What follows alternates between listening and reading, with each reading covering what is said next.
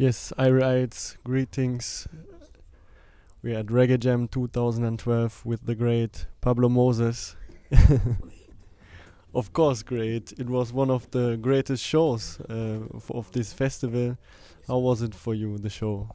It's nice, I always love to be on stage and looking at my fans. We looking eye to eye, and we're seeing that, and they giving me power, and I give them power, so it becomes one powerful um, story, impacted, legend, experience. So, you have a long-term experience in the music business too. Tell us about your history, your starting coming into the music, and your first. Well, a lot of things went on before I did my first record. I've been up and down all over the place, Treasure Isle, Studio One, everywhere try to get into the studio. And from even high school, I was really forming different groups and all, etc. And I always said that I wanted to be totally original in music and in lyrics. But most of the groups that I formed, everyone wanted to cover songs and all that thing, and I disagreed. So I ended up being Pablo Moses alone. My first song was recorded in 1975, which was I'm on a Grasshopper. I did that tonight too. That was done at Lee Perry's Crash Studios, produced by Jeffrey Chung for Soundtrack Records. After that, I moved on and did 45 again off that same album, which was We Should Be in Angola. When the war was happening in Angola and guys in Jamaica taking money from the rich to suit the poor, when I said they should stop that. So that song was like telling them that instead of doing that, you better go and fight for a worthwhile cause. And then it was Blood Money. It was letting people know we should not receive money from the rich to kill your own poor brother or sister. And then after that, now we did the album Revolutionary Dream, which include the song Give I Fear Name, which I did also tonight too, letting the people know that the colonial powers know, and especially Britain, that the name that I have is not from Africa, and I'm trying to open the eyes of other people in Jamaica and other blacks all over the world that support that type of stand. Then we had the album As I Got a Deal with Island Records, for Jeffrey Chung was to produce some albums for me for Island Records. We did 2 albums. The first one was a song, which came in the top 5 reggae album of the year in Europe, and also paved the way.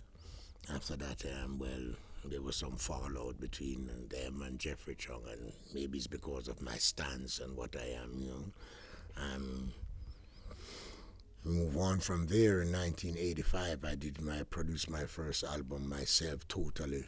Arrangement and everything was in the future. Then I moved on and did a 19 for Alligator Records in America, which was also released over here by Phonogram Records, owned by Philip and Polydor, whatever.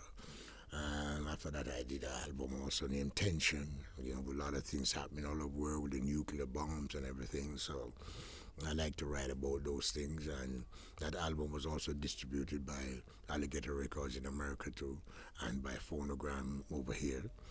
And I went on in 1987. I did an album named Live to Love, which was released by Ruit International and released over here through Blue Moon. Yeah, Blue Moon Music. That company has been bought out now. I don't remember the company that bought out that. Then I took a break after that. I came out with the album Mission, and that was released by Profile Records in North America, and never got to release until we released it over here in France, in Europe through Sony Declick. We went that long again, and I did. After that, I took a break and came over the album Confession of a Rastaman. After Confession of a Rastaman, I did Mission, and now this one, which is the Rebirth of Pablo Moses, which is 10 original albums I've done. Everything is original. I prefer to be original. I don't listen to other people. That's what I do. I listen to other people's music so much. I have a vast collection, and I love to listen because the more I listen, the more I learn. I say, if they can do it, then must do it too. I'm human. They're human. Yeah. So that's the history of Pablo Moses in musical history. Which is a lot. Yeah, but I give thanks. Yeah. So your lyrics show a deep consciousness of Rastafari. Uh, were there any elders that influenced you and teach you back in the days? So how did you get to find your way in Rastafari? Well, when I was going to high school in Kingston, I usually go down to Franklin Town, Dunkirk, and I meet like Stone and a lot of other elders. That was it was a burying ground that they usually hang out and reason and smoke chalice, and that was about 16, 17. But I didn't really grasp it at the time. Then I went back to Manchester. It was in the hills in Manchester where I was born, a little district named Plowden. And then after that I went back down, I went to Alligator Pond, which is almost the same era. I met a gentleman now by the name of Mr. Gordon, and he was working at that time at Allport. And I usually go into steel rigging too. I did some steel rigging work and so forth at Allport too, construction. And I was doing fishing also, so I get to experience a little, and he was really showing us a lot of things. We read the Bible every day and other books that's relevant to Rastafarian, and also teaching of Marcus Garvey. Then after that, now I started to get books on my own. They purchased books like people like Angela Davis, Stokely Carmichael, Steve Biko, etc., and Edward Cleaver. I start to really open up my intellectual horizon by reading much more than just the Bible. Then I came back to Kingston and I went to start to pursue business administration. I was doing accounts and commercial arithmetic and so forth. And I did a year of it, stage one, and then after that I just discontinued. I said I love music, I work 9 to 5 and I'm never comfortable. I got my brethren gave me an old box guitar and I started to practice. I fixed it, I got it repaired down by Charles Street, went down to King Street, purchased a book, Rudiments of Music book, and also a book on the guitar chords.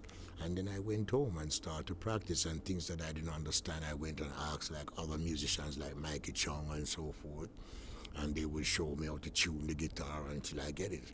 So every new song, because when I usually sing before and write songs, all of the songs usually sound like the same because I couldn't play a musical instrument, so I didn't know how to really have those different chords variations and how about scales and how to really manipulate the melodies. So because my people, like most people, they did not really believe in the arts as such. Coming from out of slavery and separation, they believed that to be a teacher, a doctor, or a pastor or something like that, then that's better for you, or accountant and all that. So it was a hard fight with my parents in order to become a musician. But anyway, I got the chance in the 70s. There was introduced in Jamaica under the PNP government was democratic socialism, which is freeing up education and freeing up health and so forth. So I was fortunate. I had a little academics, and I was really learning to read music and how to, and playing different progressions. And then I did the album, a song, Revolutionary Dream. And I got into Jamaica School of Music in 1977. I did 2.5 years there and came out. I went to the Afro-American department where they specialize in jazz and rhythm and blues and rock and roll and so forth, and the reggae, of course.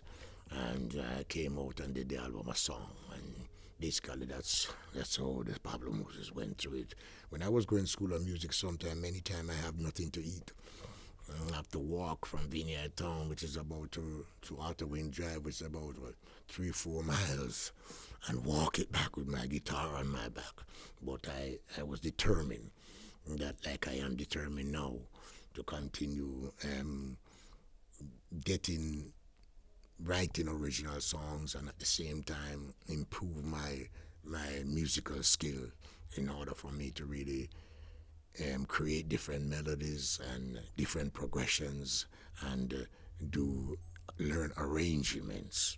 So it pays off, I must give. Did you always have the aim in your music to spread it internationally within your message?